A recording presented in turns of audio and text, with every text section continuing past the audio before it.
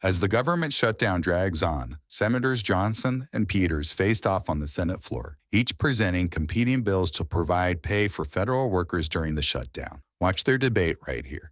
You know I'm saying this in good faith.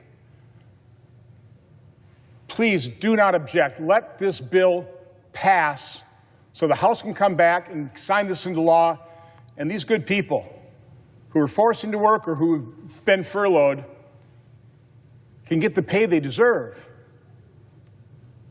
Again, today, tomorrow, and in the future, assured they will never, ever be used like pawns in these partisanship games. But again, I know your intent. You and I have worked on a lot of issues. That's not in question here. We do have problems with some of the language in this bill just to make sure that we have guardrails. I want to pay federal employees. That's why I have the bill that's on the floor right now that I'm trying to move. It will pay federal employees. It'll pay contractors as well. You're not doing that, I understand.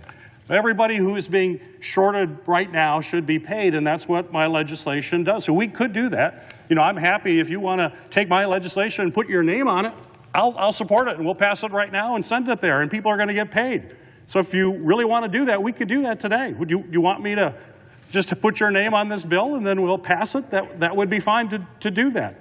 But folks are, excuse me, I haven't reclaimed.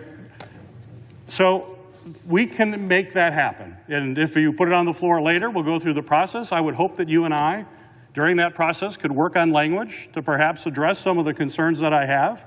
It's not that we pay people. That's not my concern. I wouldn't be offering this legislation here today if I was concerned about that. I want them paid. Labor unions support my bill too. No surprise, they're getting paid. And that's why I've introduced it. This is not a political game. I hope we get the shutdown opened. I hope we're able to find common ground to say that we want to lower the cost of Americans of affordable health care, that we don't want to see their premiums go up and people lose insurance. I hope we can do that. It's not a game. There's a great deal of frustration, certainly on our side, when the other side simply won't take yes for an answer. But I came down here 2 weeks ago in as nonpartisan stance as I possibly could be. Because as Gary, Senator from Michigan stated, we all agree that these people ought to be paid. So the way to do that is not offer a bill on unanimous consent that has no chance of being signed into law.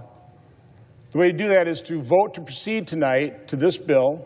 For more congressional news, stay tuned to Congress Clips, and thanks for watching.